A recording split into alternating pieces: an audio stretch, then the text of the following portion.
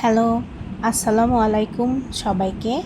আজকে দেখাবো পটল দিয়ে মাছের ঝোল রান্না।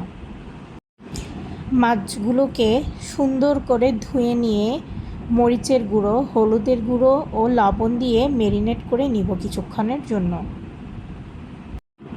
একটি ফ্রাই প্যানে মাছগুলোকে উল্টে পাল্টে হালকা ভেজে নিব। আপনারা এখানে রুই মাছ, কাতলা মাছ, তেলাপিয়া মাছ যে কোনো মাছ ব্যবহার করতে পারেন।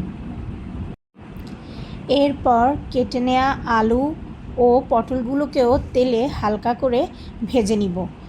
আমি এই রান্নায় পাঙ্গাস মাছ ব্যবহার করেছি, যেহেতু আমার ছোট বাবু আছে তাই এই মাছটা আমার একটু বেশিই খাওয়া পড়ে। তেলের মধ্যে পেঁয়াজ দিয়ে হালকা একটু রসুন বাটা দিলাম। এরপর দিব একটু হলুদের গুঁড়ো, মরিচের গুঁড়ো আর প্রয়োজন মতো লবণ। এগুলো একটু নেড়ে চেড়ে ভেজে নিয়ে ঝোল দিয়ে দিব। সেই ঝোলে দিয়ে দিব আলু আর ভেজে রাখা পটলগুলো। এগুলো একটু কষিয়ে নিয়ে ঢাকনা দিয়ে দিব।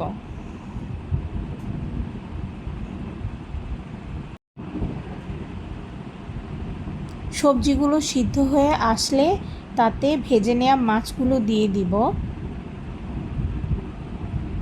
আমি আমার পছন্দ মতো ঝোল হওয়া পর্যন্ত এগুলোকে একটু জাল দিব। সাথে দিয়ে দিলাম একটি বড় করে ফালি করে কেটে নেওয়া টমেটো। নামানোর আগে দিয়ে দেব ধনিয়া পাতা।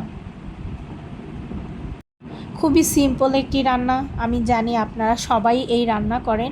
আমি এটা কিছুটা ভিন্নভাবে করার চেষ্টা করেছি। আশা করি ভালো লেগেছে সবার। ভালো থাকবেন। আসসালামু আলাইকুম।